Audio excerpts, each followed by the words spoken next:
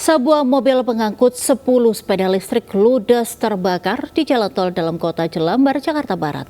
Diduga penyebab kebakaran akibat korsleting pada sepeda listrik.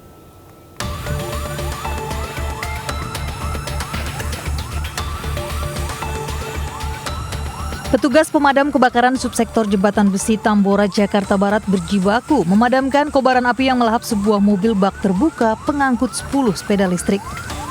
Selang setengah jam, api berhasil dipadamkan setelah terjunkan 2 unit mobil damkar beserta 6 personil ke lokasi. Diduga api akibat korsleting pada sepeda listrik. Untuk penyebab sedang dilidiki menurut informasi dari pengemudi, karena memang baru pas banget masuk tol. Tidak lama kemudian informasi langsung ada percikan dari sepeda listrik. Tidak ada korban jiwa dalam kebakaran ini, namun kerugian materi ditaksir mencapai 500 juta rupiah. Dari Jakarta, Miftahul Gani, Ainis melaporkan. Sebuah gudang penyimpanan BBM terbakar hebat di Kelurahan Padaraya Makmur, Kabupaten Wakatobi, Sulawesi Tenggara. 1 orang terluka. Kebakaran tersebut juga menghanguskan 2 unit mesin pompa BBM.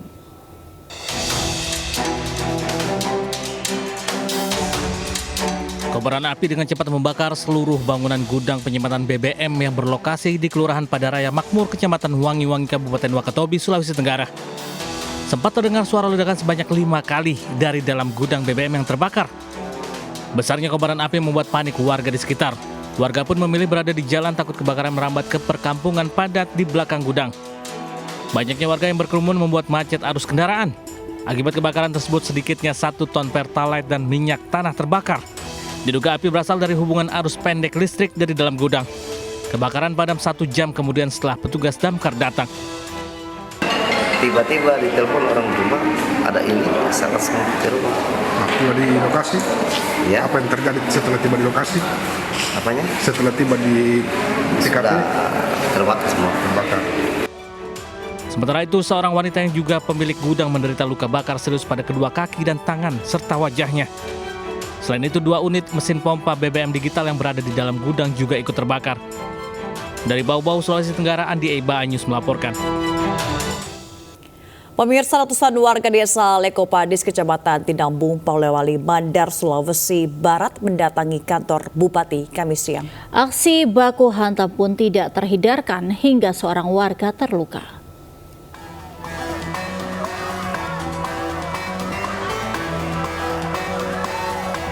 Awalnya aksi berjalan damai, di mana massa melakukan orasi menuntut pertanggungjawaban dari Inspektorat tentang laporan hasil pemeriksaan dugaan kasus korupsi yang dilakukan Kepala Desa Lekopadis.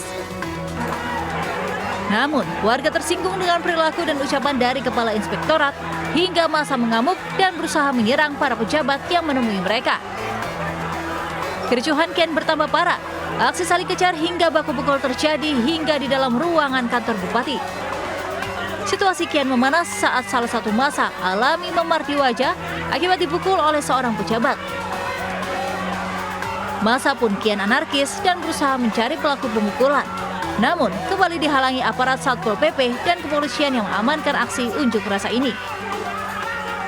Turunkan tim inspektorat itu beberapa minggu yang lalu bersama PMD. Dan sampai hari ini hasilnya belum dilaporkan kepada saya seperti apa hasil rekomendasi temuan inspektorat. Oleh karena itu saya belum bisa hari ini menyatakan apa keputusan selanjutnya. Kami kemarin sempat menutup kantor desa karena bentuk protes kami, bentuk penolakan kami terhadap tindak tanduk kepala desa di sana 2 tahun, Pak. Karena untuk informasi tambahan, Pak, ini sudah 2 kali kami demo, Pak. Di tahun pertama juga kami demo dan diberi maaf, Pak. Katanya akan dibina. Tapi nyatanya kami menganggap pembinaan yang diberikan oleh inspektorat itu gagal, Pak. Diduga sejak 2 tahun terakhir, Kepala Desa Lekopadis telah menyalahgunakan anggaran desa. Warga menuding adanya permainan antara inspektorat dengan kepala desa, lantaran adanya hubungan keluarga dengan pejabat di inspektorat. Dari Polewali Mandar, Sulawesi Barat, Huzair Zainal, Anyus melaporkan. Pemirsa, Gunung Semeru di Lumajang, Jawa Timur kembali erupsi dengan tinggi kolom asap letusan 900 meter dari puncak pada Kamis siang. Warga diminta untuk tidak beraktivitas di radius 13 km dari pusat letusan.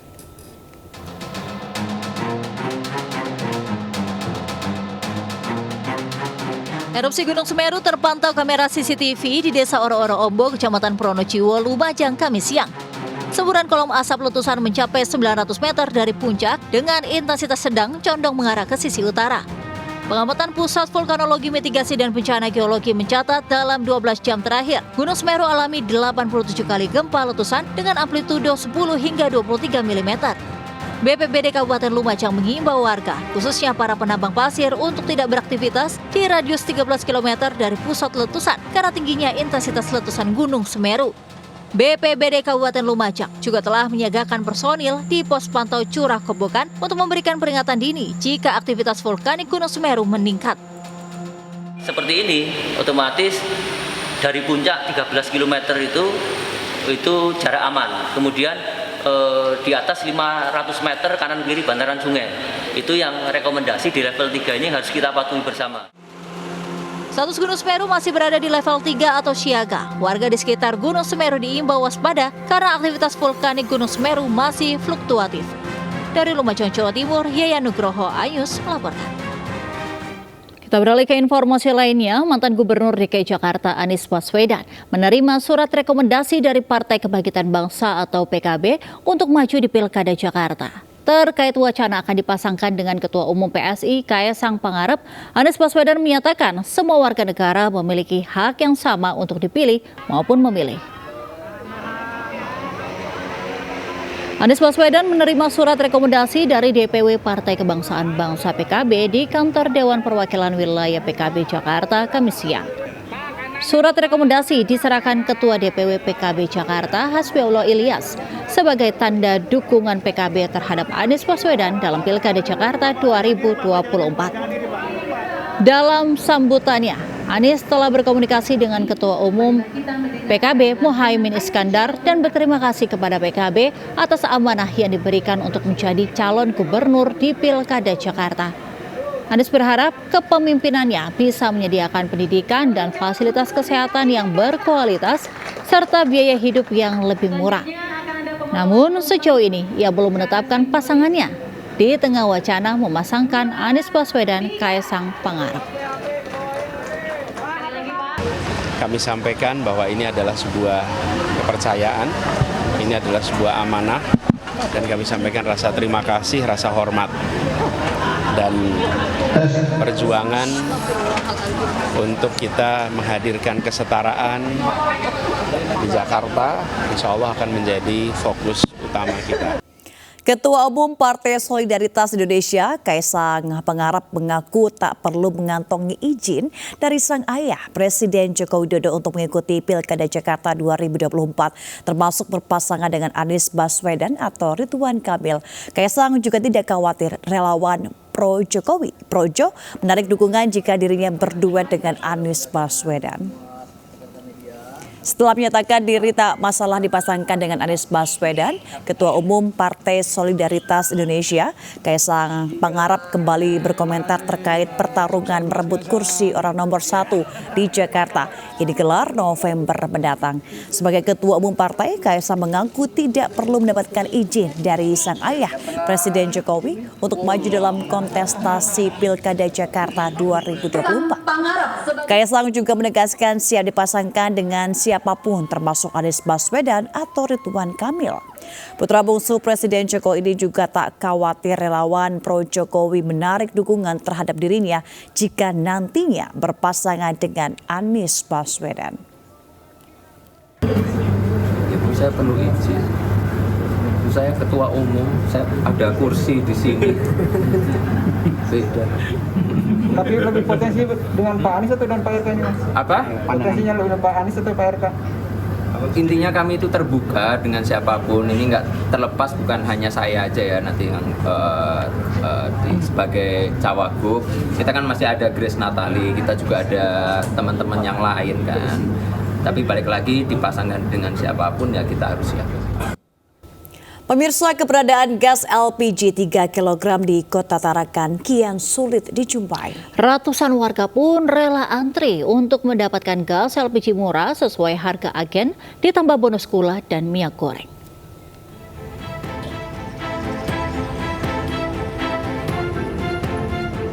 Antrian panjang warga terjadi saat salah satu agen Pertamina menjual gas LPG dengan harga murah sesuai eceran tertinggi atau HET di pasar murah yang digelar Pemkot Tarakan Kamis pagi.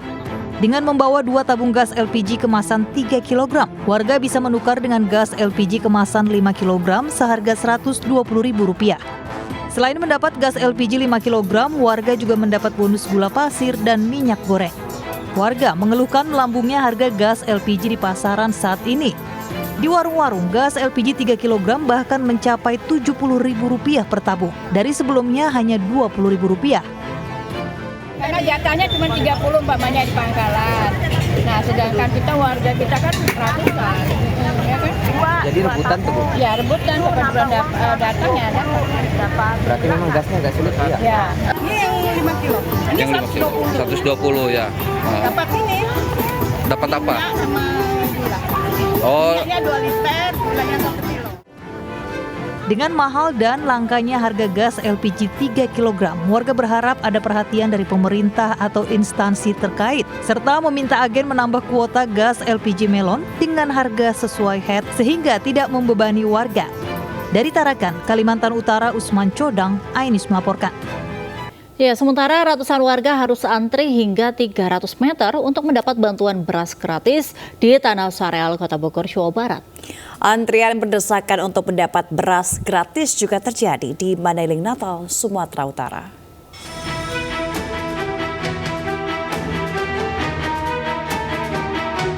Warga harus antri hingga sepanjang 300 meter saat pengambilan bantuan beras 10 kg di kantor pos Jalan Soleh Iskandar, Kota Bogor. Beberapa warga bahkan turut membawa anak dalam antrian. Warga pun harus menunggu selama 30 menit di bawah terik matahari. Warga mengaku bantuan beras cukup membantu mengingat harga beras yang kini terus melejit. Pembagian beras dilakukan selama 2 hari karena banyaknya jumlah penerima yakni 1.780 warga. Setengah jam? Ya, 1,5 jam. Kenapa Bu antusias untuk mengambil bantuan ini, kenapa Bu? Ya, untuk keperluan untuk menyambung hidup. Bersyukur banget. Cuma ini aja. Tadinya saya pegang, tapi sekarang sudah enggak. Antrian penyaluran beras gratis juga terjadi di kantor pos penyambungan Mandailing Natal, Sumatera Utara. Ratusan warga harus rela mengantri berdesakan menunggu namanya dipanggil. Total ada 11.000 keluarga penerimaan manfaat yang mendapatkan jatah beras gratis. Bantuan ini dirasa meringankan beban apalagi mendekati Hari Raya Idul Adha. Dari Bogor, Jawa Barat dan Mandailing Natal, Sumatera Utara, tim iNews melaporkan. Pemirsa, Pekan Raya Jakarta atau Jakarta Fair Kemayoran 2024 menjadi gelaran kuliner dan belanja terbesar yang ditunggu-tunggu oleh warga Jakarta. 1.500 booth yang ada menjadi daya tarik masyarakat tak hanya dari Jakarta saja, namun juga dari luar daerah. Pemirsa, Jakarta Fair Kemayoran 2024 sudah dibuka untuk tahun ini dan hari ini memasuki hari kedua.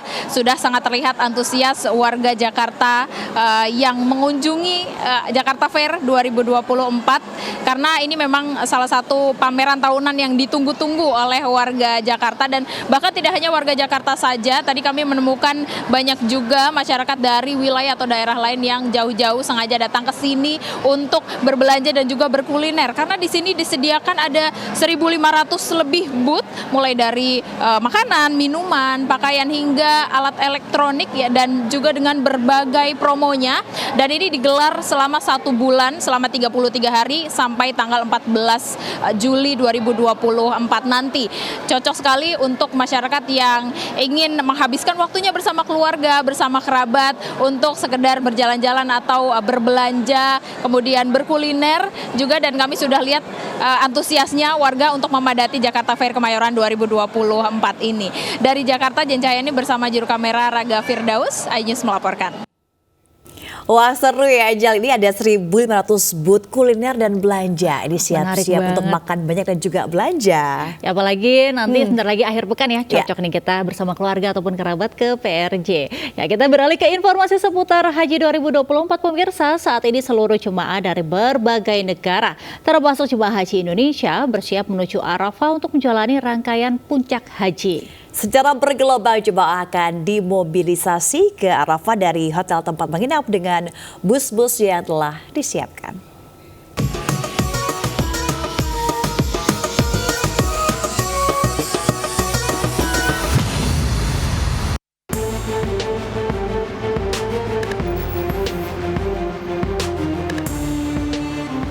Mulai tanggal 8 Zulhijjah 1445 Hijriah atau Jumat 14 Juni 2024 Masehi, secara bergelombang, jemaah haji dimobilisasi ke Arafah dari hotel tempat menginap.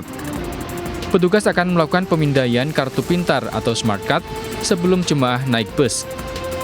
Smart card yang diterbitkan pemerintah Arab Saudi ini sekaligus menjadi tiket masuk kawasan Al-Musna. Sebelum keberangkatan, jemaah diimbau menyiapkan perlengkapan yang dibutuhkan selama di Arafah, Musdalifah, dan Mina, yakni dengan membawa tas berisi pakaian ganti untuk 3 hari, kain ihram cadangan bagi laki-laki, handuk, peralatan mandi, dan perlengkapan pribadi lainnya, seperti obat, vitamin, masker, dan payung. Sementara bagi jemaah lansia non-mandiri dan disabilitas yang akan disafari wukufkan, sehari sebelum pendorongan ke Arafah telah ditempatkan di hotel transit. Di Arafah, jemaah haji Indonesia ditempatkan di 1.169 tenda yang terbagi dalam 73 maktab atau markas haji yang telah ditandai dengan warna-warna dan identitas yang mudah dikenali dan dihafal jemaah. Dari Makkah, Arab Saudi, tim Media Center Haji 2024 melaporkan.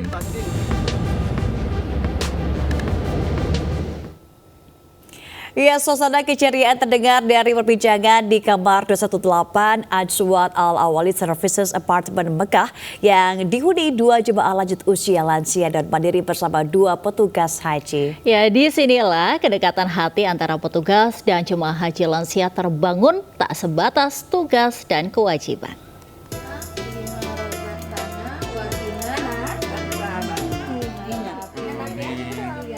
Di kamar inilah 2 jemaah haji lansia non-mandiri, Nenek Zainab dan Nenek Zubaidah, tinggal selama menjalankan ibadah haji di Makkah, Arab Saudi. Semua kebutuhan dan aktivitas Nenek Zainab dipenuhi dan dilayani oleh petugas haji Fitria Ananda, sedangkan Nenek Zubaidah dilayani oleh petugas haji Fatmawati. Seiring waktu, kedekatan petugas haji dan kedua jemaah haji lansia non-mandiri ini pun terbangun tak sebatas menjalankan tugas dan kewajiban, namun di antara kedua pihak telah terjalin hubungan emosional yang tumbuh dari dalam hati. Begitupun Nenek Zainab yang berasal dari Ternate begitu ceria disuapi Fitria Ananda. Bahkan di sela-sela makan, Nenek Zainab menyempatkan diri melakukan panggilan video dengan keluarganya di Ternate. Mereka pun terlibat pembicaraan dengan keluarganya. Begitulah sepenggal potret kedekatan antara petugas haji dengan para jemaah haji lansia non-mandiri. Kedekatan fisik maupun hati keduanya telah terpatri dan mempererat ikatan batin melebihi batas antara anak dan ibu. Dari Makkah, Arab Saudi, tim liputan iNews melaporkan. Ya, pemirsa, Ka'bah selalu ditutup dengan kiswah untuk menjaga kebersihan dan kesucian Ka'bah, yaitu kain sutra hitam yang dibuat secara khusus. Kain kiswah ini diganti setiap 1 Muharram atau Tahun Baru Hijriah. Dan bagaimana proses pembuatan kain kiswah yang membutuhkan ketelitian dan kehati-hatian ekstra tinggi, serta biaya mencapai 100 miliar rupiah ini? Berikut liputannya.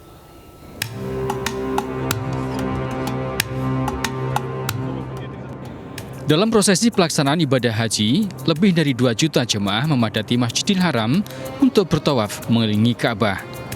Untuk menjaga kesucian dan kebersihan Ka'bah, diperlukan kain kiswah sebagai penutup di semua sisi dan di atas Ka'bah. Kain kiswah ini diganti setahun sekali setiap tanggal 9 Zulhijjah, namun mulai tahun lalu, penggantian kain kiswah dilakukan tanggal 1 Muharram atau Tahun Baru Hijriah. Proses pembuatan kiswah sendiri tidaklah mudah karena banyak tahapan yang rumit dan dilakukan di tempat khusus. Tahap pertama mulai dengan pemintalan benang kawat perak berlapis emas hingga menjadi gulungan. Selanjutnya, benang yang sudah jadi disulam secara manual ke dalam kain sutra berkualitas terbaik yang juga telah dibuat secara khusus. Dalam proses ini, ketelitian dan ketekunan sangat dibutuhkan. Penyulaman dilakukan sesuai pola yang telah ditetapkan sehingga akan membentuk tulisan ayat-ayat Al-Quran maupun hiasan. Pembuatan kiswah pun melibatkan para pekerja yang telah melewati proses seleksi ketat dan pelatihan secara khusus. Proses pembuatan satu set kiswah menghabiskan biaya sekitar 100 miliar rupiah. Kain kiswah yang telah jadi selanjutnya akan dipasang untuk menutupi Ka'bah menggantikan kiswah yang lama setiap 1 Muharram atau Tahun Baru Hijriah, mulai pada asar hingga malam. Penggantian kain kiswah pun mendapat perhatian luas oleh jemaah. Dari Mekah, Arab Saudi, Lukman Hanafi, iNews melaporkan. Pemirsa, Lebaran Idul Adha tinggal menghitung hari. Penjualan hewan kurban pun cukup meningkat. Masyarakat dapat memilih hewan kurban yang sehat dengan melihat label kuning di telinga hewan kurban. Ya pemirsa, seperti yang kita ketahui bahwa Lebaran Idul Adha 1445 Hijriah akan jatuh pada tanggal 17 Juni 2024 atau lebih tepatnya pada hari Senin. Dan berbagai persiapan untuk penjualan hewan kurban pun sudah mulai terlihat di berbagai titik di Jakarta, seperti sapi-sapi dan juga kambing-kambing, hewan yang selalu biasanya ada dalam kurban. Ini pun berbagai jenis sudah mulai diperjualbelikan. Ada sapi jenis limosin, metal dan juga PO, di mana nanti pemirsa bisa melihat perbedaannya dari kepala atau tanduknya. Dan juga untuk kambing, ada kambing jenis dari Jawa Randu, di mana kambing ini pun biasanya diperjualbelikan oleh para penjual hewan kurban untuk menjelang Hari Raya Idul Adha. Untuk harga sendiri, sapi ini ada terdiri dari harga 15, 20 hingga 50 juta rupiah yang paling mahal, dengan berbagai jenis yang sudah tadi kami sebutkan. Dan juga untuk kambing ini dari harga 2 juta sampai dengan 7 juta rupiah. Dan bagi pemirsa ingin sedikit memberikan tips bagaimana caranya membedakan hewan kurban yang sehat, pemirsa bisa melihat langsung di kupingnya, biasanya sudah ada label pertanda berwarna kuning, di mana hewan tersebut berarti sudah melakukan vaksinasi PMK, mulut dan juga kaki. Dari Jakarta, Olina Iyasya, Yudi Richard, iNews melaporkan. Pemirsa, sebuah bank di Jember, Jawa Timur ini unik. Warga tidak menabung dengan uang, namun dengan jelantah atau minyak bekas penggorengan yang nantinya ditukar dengan uang. Nah, jelantah ini akan diolah kembali di pabrik yang berlisensi untuk dijadikan biosolar.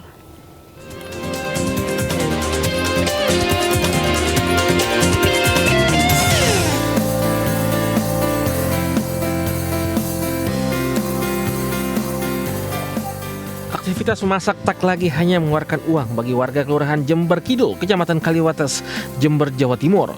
Usai memasak, minyak jelantah atau minyak habis memasak ini kini bisa menghasilkan uang. Warga tak lagi membuang jelantah namun mengumpulkannya untuk dibawa ke bank jelantah. Di bank jelantah yang terletak di kantor kelurahan, minyak jelantah dari warga desa dikumpulkan. 1 liter minyak dihargai Rp5.000, jumlah yang lumayan untuk warga desa. Mengaku senang dengan keberadaan bank jelantah karena sisa minyak goreng terdapat ditukar uang untuk menambah belanja sehari-hari. Warga bisa mengumpulkan 1 hingga 2 liter minyak jelantah per harinya. Dari bank jelantah, minyak jelantah ini akan dijual kembali ke pabrik yang berlisensi untuk dijadikan biosolar atau campuran makanan ternak dengan cara fermentasi. Jadi saya menginformasikan kepada masyarakat supaya tidak membuang jelantah atau minyak dengan percuma. Kita bisa menukarkan ke warga, ke kelurahan dan dihargai 1 liternya 5.000. Alhamdulillah warga saya sangat antusias sekali. Jelantah ini saya kerjasama dengan salah satu pabrik ya yang berlisensi tentunya untuk diolah kembali menjadi biodiesel ataupun bahan makanan ternak. Bank jelantah sangat membantu masyarakat untuk mengolah minyak jelantah yang biasanya hanya dibuang dan merusak lingkungan. Selain lingkungan terjaga, pendapatan warga pun dapat meningkat. Dari Jember, Jawa Timur, Bambang Sugiarto melaporkan. Pemirsa, aliran Sungai Citarum di kawasan Batu Jajar, Bandung Barat menjadi lautan sampah. Ya, selain mengotori lingkungan sungai, ratusan ton sampah ini juga mengganggu aktivitas warga sekitar.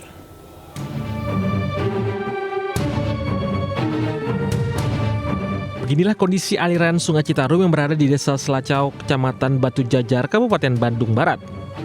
Permukaan sungai yang seharusnya terlihat air kali ditutupi sampah berbagai jenis dan eceng gondok. Menumpuknya sampah di aliran Sungai Citarum ini sudah berlangsung hampir 1 bulan. Kondisi ini semakin diperparah setelah diterjang banjir kiriman limbah sampah dari wilayah Bandung Raya yang bermuara di Batu Jajar. Penumpukan sampah bak TPA raksasa ini membuat warga yang tinggal di area bibir sungai terganggu. Selain mengeluarkan aroma bau yang tak sedap, juga banyak lalat yang hinggap ke rumah. Bahkan warga seringkali mencari ikan di aliran Sungai Citarum ini tak dapat mencari ikan untuk sementara waktu sebab sungai tertutupi sampah. Kami yang berdekatan jarak sekitar 50 meter sangat terasa sekali dampaknya. Ada bantuan untuk membersihkan. Karena masa terganggu. Iya. Ada tetap ada. Jadi kalau airnya udah ikan mah udah nggak ada. Ikannya. Aliran Sungai Citarum yang berubah menjadi lautan sampah ini telah menjadi tontonan warga dan pengendara. Warga berharap agar pemerintah segera membersihkan sampah yang telah mengotori aliran Sungai Citarum. Dari Kabupaten Bandung, Jawa Barat, Yuwono melaporkan. Kita ke informasi berikutnya pemirsa, jelang Idul Adha 2024 harga komoditas di sejumlah pasaran mulai melonjak. Di Pasar Johar, Jakarta Pusat, harga cabai keriting tembus hingga Rp70.000 per kilogram.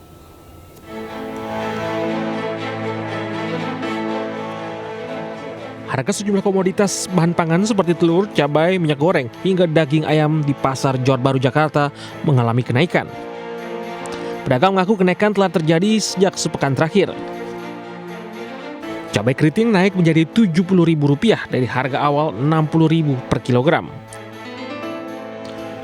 Bawang bombay Rp60.000 dari harga Rp50.000.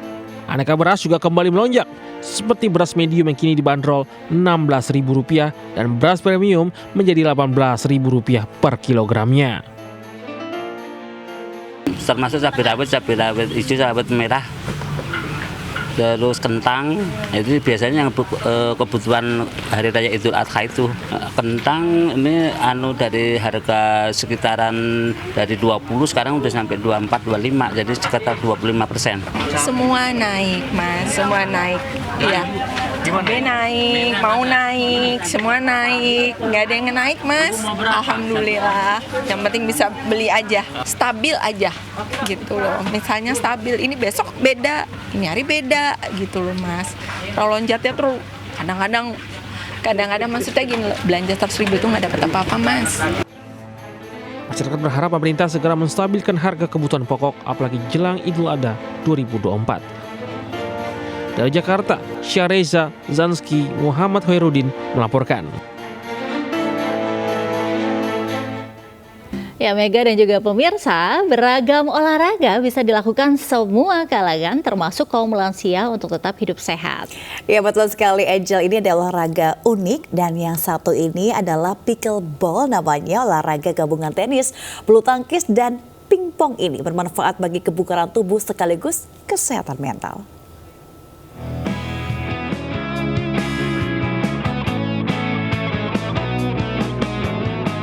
Memadukan unsur tenis, bulu tangkis, dan pingpong, pickleball menjadi olahraga yang kini banyak diminati masyarakat termasuk komunitas pickleball Universitas Indonesia.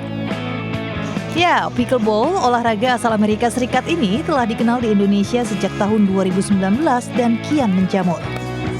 Sekilas, pickleball mirip olahraga tenis karena net terbentang setinggi pinggang di lapangan. Namun bentuk dan ukuran lapangannya mirip bulu tangkis. Sedangkan pemukul atau pedalnya seperti bat pingpong. Sebagai olahraga beresiko rendah, pickleball bisa dimainkan semua kalangan dan umur. Tak terkecuali nih, kaum lanjut usia. Menurut Gitnuk Smart Data 2024, 68% pemain pickleball berusia 60 hingga 79 tahun. Mengusung slogan Easy and Fun, olahraga ini jadi permainan menarik bagi lansia. Habiskan waktu secara produktif untuk tetap hidup sehat. Siapa aja yang berminat, bahkan orang-orang yang bukan sivitas akademik UI juga kita invite aja. Dan ini kalau kita mainkan ganda gitu, untuk orang-orang yang umur 50-60 ini aerobiknya dapat, keringatan cepat, kalori cepat terbakar, dan asik dan fun. Karena mainnya enjoy. Kok enak gitu, terus udah gitu ditambah lagi Pedelnya kan bisa macam-macam tuh gitu. Di sini tuh banyak anak-anak muda yang sepantaran juga. Jadi kita tuh ngerasa muda, energik, terus ya gitu bercanda-bercanda gitu, sering kumpul. Pickleball bermanfaat bagi kesehatan fisik dan mental, terutama bagi orang tua. Di antaranya bisa membakar kalori, kebugaran tubuh, serta tingkatkan kesehatan kardiorespirasi. Itu bisa sarana untuk mengalihkan, untuk distraksi. Dia menjadi senang, dia menjadi gembira, ketemu teman-teman, dan seterusnya. Tentu saja ini akan menjadi bagian untuk meningkatkan kualitas hidup mereka ya, sekalipun mereka berada dalam pengobatan misalnya. Untuk penyakit jantung dan yang lain-lain, tentu saja tadi sudah saya sebutkan memberi manfaat kepada jantung, paru, pembuluh darah, otot tulang sendi, kemudian juga metabolisme pasti bermanfaat, tapi tentu harus dilakukan dengan cara-cara yang cermat. Tak hanya sekedar olahraga, bermain pickleball dapat meningkatkan kualitas hidup sejak dini. Dengan gencar sosialisasi, pickleball pun tak hanya di lingkungan sivitas akademika saja, namun menular ke seluruh lapisan masyarakat.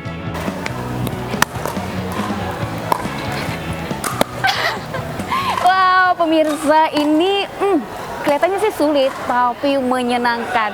Nah, olahraga pickleball ini bisa segala usia, dari yang remaja hingga yang lansia loh. Wah, nah manfaatnya juga selain tubuh segar, sehat, dan juga melatih otot dan juga bisa fresh dari segala kegiatan pekerjaan ya. Dari Depok, Jawa Barat, Steviani Sirait, Ilham Zarkasi, iNews melaporkan. Ya, pemirsa, lagi WNA di Bali berulah. Kali ini pria WNA di Badung, Bali menganiaya wanita pengendara motor hingga terjatuh. Sementara di Kuta Utara, seorang bule nekat melakukan aksi freestyle sepeda motor hingga mengganggu lalu lintas.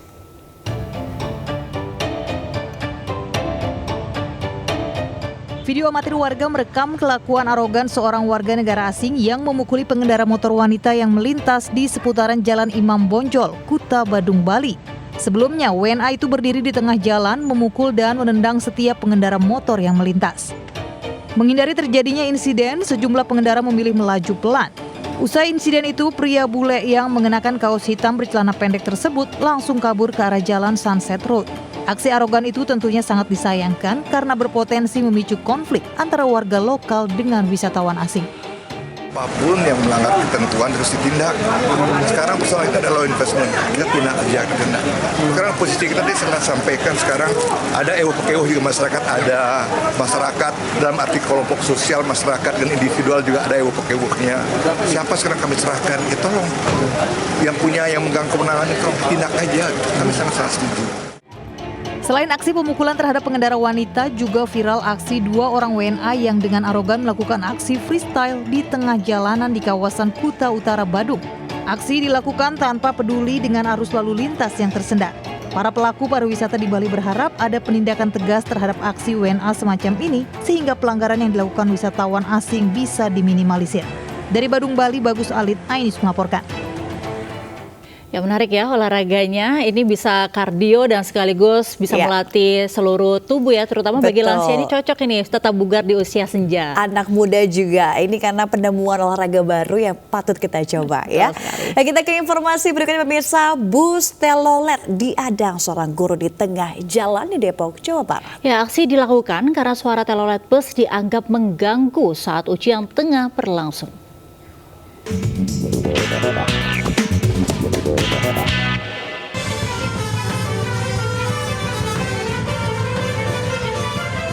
Seorang guru langsung mengejar dan menghadang bis yang sengaja membunyikan klakson telolet saat melintas di SDN Pasir Putih 02 Depok, Jawa Barat. Aksi sang guru terjadi lantaran pada saat itu tengah digelar ujian hari pertama. Aksi guru ini pun menuai berbagai komentar dari warganet. Menurut sang guru Rahmat Setiadi, aksinya bukan karena ingin viral, melainkan sebuah bentuk ketegasan untuk saling menghargai. Kawasan sepanjang Jalan Pasir Putih Sawangan kerap dilewati beragam bis telolet yang hendak menuju tempat wisata.